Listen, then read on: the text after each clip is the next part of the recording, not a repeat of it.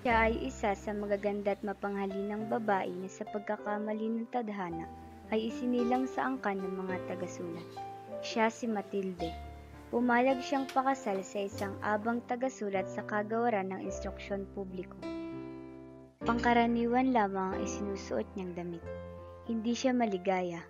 Labis ang kanyang pagdurusa at paghihinagpis dahil may paniniwala siyang isinilang siya sa daigdig upang magtamasa ng lubos na kaligayahan sa buhay na maidudulot ng salapi. Naghihinagpis niya ang karukhaan ng kanyang lumang tahanan. Naglalaro sa kanyang isipan ang kanyang inaasam na tahanan. Sa hapunan, sa tuwing uupo siya sa harap ng asawa, masarap na po ito po. naiisip niya ang mga nakakainggit na masarap na hapunan, ang mga nagkikinangang kubyertos at marangyang kapaligiran. Masayang dumating si Ginoong Loisel. Buong pagmamalaking iniabot sa asawa ang hawak na malaking sobre. Para sa iyo ito.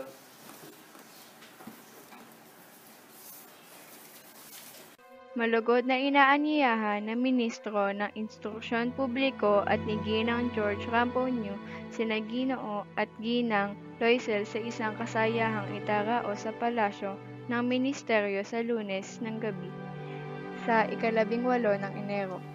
Ano naman gagawin mo dito? Mahal, akala ko'y katutuwa mong pagkakaroon ka sa paanyayang iyan. Nais ko lamang na makapaglibang ka. Kailan na hindi ka nakakapaglibang? At ano naman ang isasampay ko sa aking likod? Pili lamang ang mga panauwing makakadalo sa kasiyahang iyan. At hindi sila nagbibigay ng maraming imbitasyon sa mga taga-sulat. Wala akong isusuot sa kasiyahang iyan. Mabuti pa ipamigay mo na lang iyan sa isa mong kasamahan na may asawang nakahanda ang damit. Para sa akin, maganda na ang sinusuot mo tuwing pumapasok tayo ng teatro. Maaari na yun. Tayo Matilde. Tingnan muna natin. Sa palagay mo, magkano ang halaga ng bestidong makakapagpasaya sa'yo at maaari mo pang gamitin sa ibang pagkakataon? Hindi ko natitiyak ang halaga, ngunit sa palagay ko ay sapat na ang 400 prangko. Natigilan sandali si Ginoong Loisel. Ang natitipon niyang gayong halaga ay pambibili niya ng baril pang ibon. Ayos na. Ibibigay ko sa'yo ang 400 prangko. Bumili ka ng isang bestidong maganda. Malapit na ang araw ng sayawan, ngunit waring malungkot si Matilde. Hindi siya mapalagay at tila may suliraning gumugulo sa isipan. Nakahanda na ang bestidong kanyang gagamitin. Napansin ito ng lalaki at isang gabi inusisa ang asawa. Magtapat ka nga sa akin. Ano nangyayari sa'yo? 3 araw ka na walang kibo. Mabuti pa kayo, huwag na akong dumalo sa sayawan. Ni wala man lang akong maisusuot ni isang hiyas. Pagmumukha lamang akong kaawa-awa. Usong-uso na ngayon ng mga sariwang bulaklak. Sapat na ang 10 prangko para makabili ka ng 2 o 3 Alejandria. Hindi, wala nang ibang kahabag-habag na kalagayan, kundi ang magmukhang maralita sa habag ng mga babaeng may kaya sa buhay. Napakahangal mo. Bakit hindi mo hanapin ang kaibigan mong si Madame Forestier at manghiram ka sa kanya ng ilang hiyas? Hindi ka niya maraming tatanggihan dahil matalik ka niyang kaibigan. Oo nga, hindi ko naalala ang aking kaibigan. Nagtungo kinabukasan sa kaibigan si Matilde. Ipinagtapat niya rito ang kanyang problema. Jean! Jean! Uy, Matilda, ikaw pala yan. Ano sadya mo?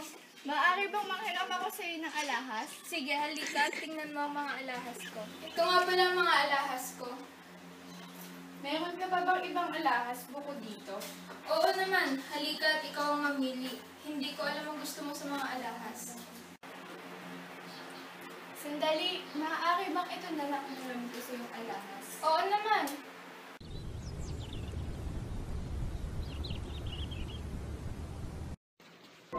Araw ng sayawan.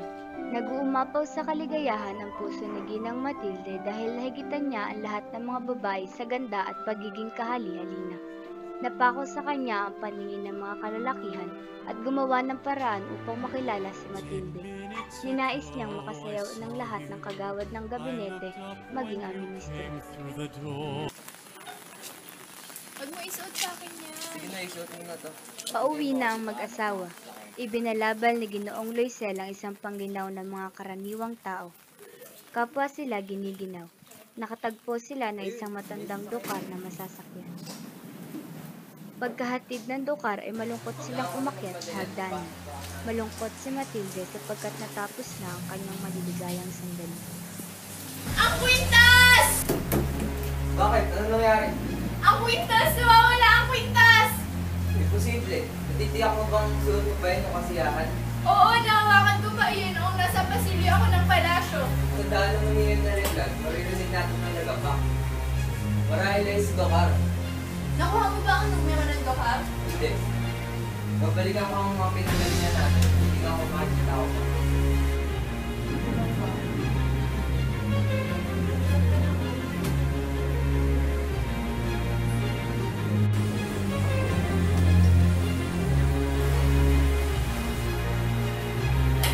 Ang kwintas, nakita mo ba ang kwintas?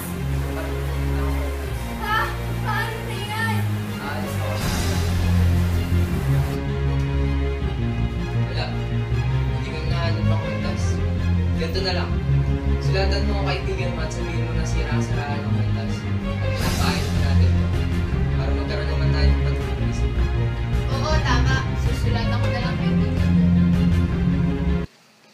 Kinabukasan, nagtungo sila sa tanggapan ng alaherong nakasulat ang pangalan at direksyon sa loob ng kahon ng kwintas. Hinanap ng alahero sa kanyang talaan ang sinasabing kwintas. Hindi ako nagbili ng kwintas na ipinagtatanong ninyo. Wala pong nanggaling sa akin kundi sisidlan lamang. Magkano ho ang kwintas na ito?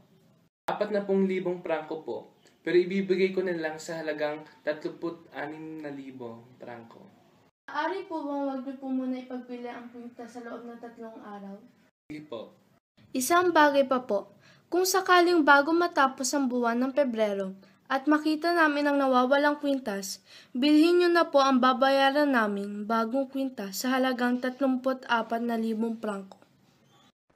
Hiniram ni Matilde ang kapupunan ng namanang 18,000 prangko sa namatay na ama. Kung kani-kanino nang hiram si Ginoong Loisel. Lumagda sa mga kasulatan, pinasok kahit gipit na kasunduan, kumuha ng patubuan at pumatol sa lahat ng mahuhuthot, kahit di niya tiyak kung malalagdaan o hindi ang nilagdaang kasunduan. Nang tinipon na ang lahat ng halagang kailangan, ay tinungo ni Matilde ang tindahan ng kwintas at ibinagsak sa mesang bilangan ng may-ari ang 36,000 prangko. Nagtungo si Matilde kay Madam Forrester upang isauli ang kwintas na nasa kahon. Naranasan ni Matilde ang pangangasiwa sa kusina, paghuhugas ng pinggan, paglilinis ng mga kaldero at kawali, at paglalaba ng mga damit. Tuwing umaga ay nagpapanahog ng kakaning baboy sa lansangan at nagpapanik ng tubig sa itaas. Suot ang pananamit ng isang pangkaraniwang babae, nakikipagtawaran siya sa palengke. May pagkakautang silang binabayaran ng buwanan, pinakikiusapan ang pinagkakautangan upang humingi ng kaunti pang panahon.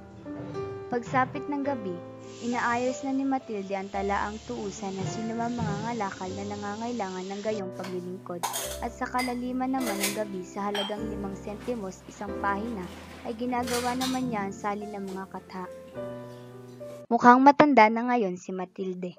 Isa na siyang tunay na babae ng mga maralitang tahanan, matipuno ang katawan, matigas ang mga laman at magaspang ang mga kamay na namumula. Nakasabog ang kanyang buhok at patabingi ang saya. Araw ng linggo, naglalakad si Matilde sa Camps Elíseas upang magliwaliw. Namataan niya si Madame Forrester, sinalubong niya ito. Hello, Jean. Ngunit Ginang, hindi kita nakikilala. Ako ito, si Matilde. Oh, habag-habag na Matilde. Ang laki ng pinagbago mo. Sobrang laki talaga ng pinagbago ko. Nalubog kami sa utang ng dahil sa'yo. Dahil sa akin? Paano nangyari iyon? Naalala mo ba nung pinahiram mo ako ng kwintas? Nawala namin iyon at sinikap naming palitan. Hindi mo pala napansin na iba ang binigay namin sa'yo.